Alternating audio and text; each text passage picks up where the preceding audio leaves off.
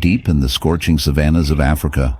A behemoth of a creature roams, its majestic coat a stark contrast to the gruesome wound that ravages its body. Meet the white lion, a majestic creature with a coat as white as snow, its mane a fiery halo in the scorching sun. But amidst its regal appearance, a dark secret lurks, a secret that will make your skin crawl. This lion, a victim of a bee infestation, is a walking nightmare, a testament to the unforgiving power of nature. The wound, a massive, pulsating mass of swollen flesh, is a breeding ground for the very creatures that brought it upon itself. Thousands of bees, their stingers buried deep within the lion's skin, feast on its blood and flesh, their venom coursing through its veins like a deadly poison. The air is thick with the stench of rotting flesh, and honey, a noxious cocktail that hangs heavy over the savannah like a miasma. But how did this come to be? How did a majestic creature like the white lion, the king of the savannah, fall prey to such a tiny, seemingly insignificant foe? The answer lies in the intricate web of life that binds us all.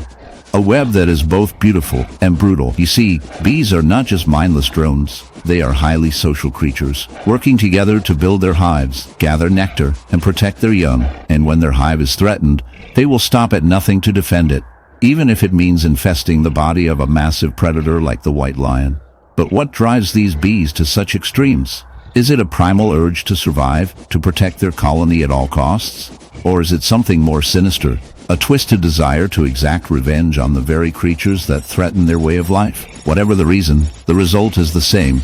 A lion, once the apex predator, now reduced to a mere host, a vessel for the very creatures that seek to destroy it. As we watch this lion struggle to survive, its body racked with pain, and its mind clouded by the venom, we are forced to confront the darker side of nature. We see the brutal efficiency of the bees, their ability to adapt and thrive in even the most inhospitable environments.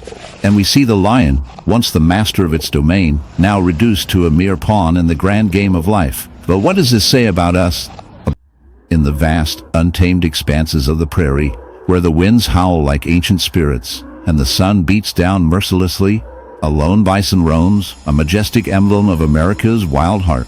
But upon closer inspection, an eerie sight unfolds. On its back, a grotesque patchwork of barnacles clings stubbornly to the flesh, creating a horrific tableau that juxtaposes the grandeur of the creature with a macabre horror that stirs a primal revulsion within any onlooker. How did this happen? What dark twist of nature led to this unsightly affliction? Join us as we peel back the layers of this unsettling phenomenon, where beauty and decay dance uncomfortably together in the circle of life. The barnacle, often seen attached to sturdy ships and rocky coastlines, has found an unlikely host in this landscape, trapping a mighty bison in a baleful embrace. Barnacles are crustaceans that begin their lives as free-swimming larvae, only to latch onto a surface and undergo a drastic transformation. In the case of our bison, the barnacles have chosen the thick, leathery skin as their new home. The first stages of this infestation are innocuous. The bison, unaware of the impending doom, continues to graze on the golden grasses. But soon, these seemingly harmless hitchhikers begin to drill down, anchoring themselves with their calcareous shells, which penetrate into the bison's flesh, causing lesions and an alarming risk of infection. As time ticks forward, the barnacle population burgeons, creating a grotesque landscape on the bison's back. With each passing day, the weight of the infestation grows heavier, feeding on the very essence of the bison's vitality. Blood-soaked tissues and fractured skin become a breeding ground for bacteria, leading to a stench that could make a carrion crow gag, and a spectacle that attracts swarms of opportunistic scavengers. The bison's once proud, undaunted gait turns into a sluggish, laborious shuffle as it struggles against the pain of living flesh turned to rotting matter. This infestation, a harsh reality of survival in nature, triggers a paradox. The body of the beast becomes the very vessel for its torturous demise, and the barnacles thrive in their dark paradise. This scenario raises unsettling questions of survival and cohabitation in the harsh realities of the wild. The barnacles, parasites in their own right, reflect the intricacies of life and death, where the flourishing of one species often comes at the expense of another. As horrid as this infestation may be, it acts as a reminder of the relentless, often cruel hand of nature, a veritable dance of predator and prey, of life feeding on life. Even in the most grotesque forms, humanity, in all its cleverness, has managed to create environments that often shield us from such raw interactions. Yet we remain unaware of our symbolic barnacles, those burdens that cling too closely and drain our very essence as individuals. Now, let's not cast our judgment too harshly on these little crustaceans.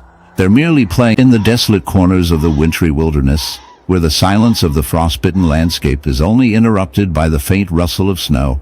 A tragic figure emerges, the white fox. This seemingly innocent creature, adorned in its snow-white coat, now bears the weight of a horrific affliction.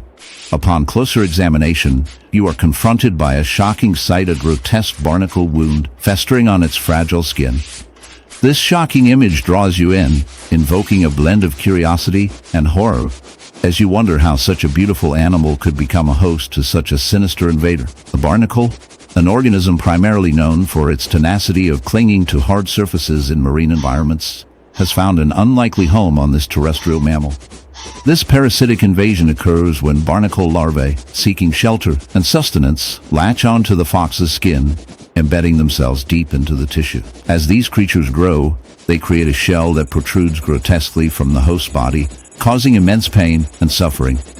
The white fox, once a symbol of grace and survival, is now a canvas of horror, with these barnacles draining its very vitality, leading to infection, irritation, and an ethical quandary: is nature truly indifferent to its own creations? From a scientific perspective, the infestation of barnacles is a fascinating, yet chilling example of nature's harshness. Barnacles possess a remarkable ability to thrive in diverse environments, adapting to the most unwelcoming conditions, like the skin of a wild fox. However, this adaptation begs a deeper reflection on the relationship between animals and their ecosystems. What may seem like a natural phenomenon mirrors human indifference to the suffering of our own planet. The fragility of life is starkly illustrated as barnacles cling to the fox. They serve as a grotesque reminder of our impact on the environment and the unforeseen consequences that follow. As we ponder the fate of this unfortunate creature, one cannot help but chuckle at the absurdity of life. If nature had a sense of humor, it might be that the fox was merely trying to accessorize with barnacles, a fashion moment gone awry. Yet beneath the dark humor lies a serious moral lesson. The intertwining fates of this white fox and its barnacle companions expose a troubling reality about our disengagement from the natural world and the perils of exploitation. It forces us to confront the uncomfortable truth that, just as this fox cannot escape the clutches of its uninvited guests, we too are often ensnared by our actions and decisions in this intricate web of life.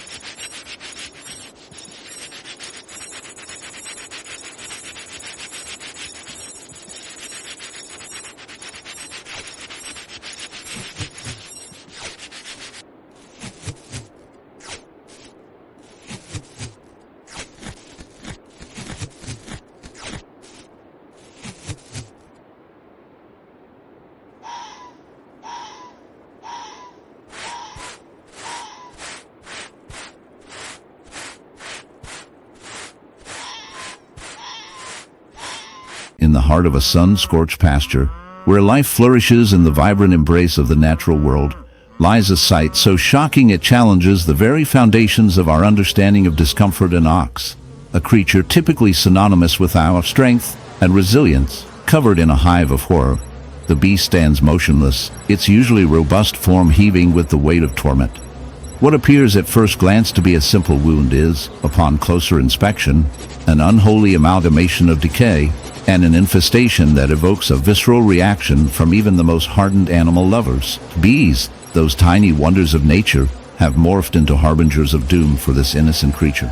Each insect buzzes malevolently as it burrows deep into the ox's flesh, creating an excruciating tableau that blends beauty and horror in a grotesque dance of life and death. The bone, a gaping maw of infected flesh, invites a swarm of bees that has made this unfortunate ox their unwitting host.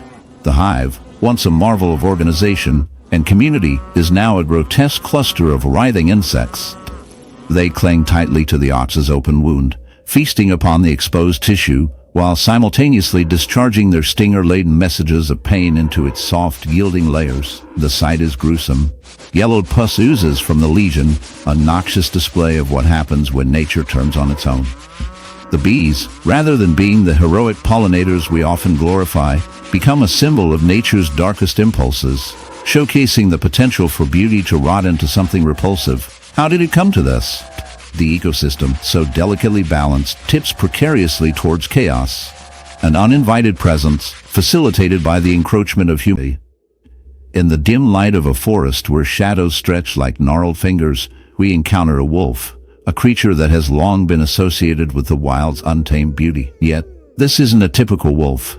It is a harrowing testament to nature's brutal reality. Gaping wounds mar the animal's flesh, resembling a honeycomb of rotting tissue, the jagged, gruesome remnants of a struggle. These open lacerations ooze a miasma of infection, inviting visitors from the darkest corners of the natural world. Once a regal symbol of wilderness, this wolf now embodies suffering, bearing silent witness to the harshness of survival. The wounds, the result of an unfortunate encounter, perhaps with another predator, or a desperate fight for food, darken the wolf's fur and dim its once spirited gaze. But what truly draws our attention is the insidious infestation parading across its body. Barnacles. Yes, barnacles, the very creatures that cling to the hulls of ships, have found their way to in the heart of a dense jungle, where shadows weave tales of survival and struggle.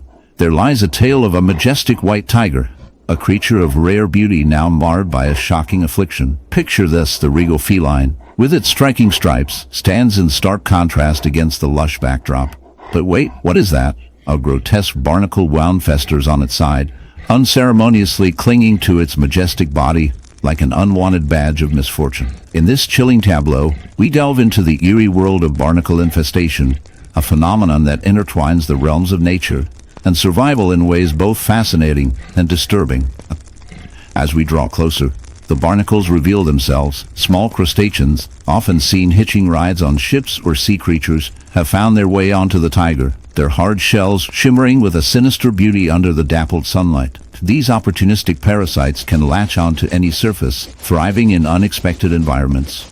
In this case, they have chosen the white tiger, a living canvas upon which they etch their presence. The barnacles feed on the skin and tissue, creating open wounds that ooze with infection, a harbinger of pain and suffering. It's a gruesome symbiosis. Their survival comes at the high cost of theirs. Imagine the horror of this elegant beast as it struggles to navigate its territory, each movement accompanied by the sting of sore flesh. The wound, a festering testament to neglect, grows increasingly inflamed and infected. The very essence of life that courses through this magnificent creature is now tainted by a callous intrusion. This is not just a story of one tiger, but a haunting reflection of nature's cruel hand, often indifferent to the suffering it inflicts. As we ponder the plight of this majestic animal, the narrative takes a darker turn, prompting introspection about the interactions between humans, animals, and the environment. In many ways, we are the cause of such afflictions, encroaching on wilderness, disrupting ecosystems, and leaving behind scars that nature grapples to heal. The barnacle infestation serves as a metaphor for our own societal issues, parasitically consuming the essence of our planet through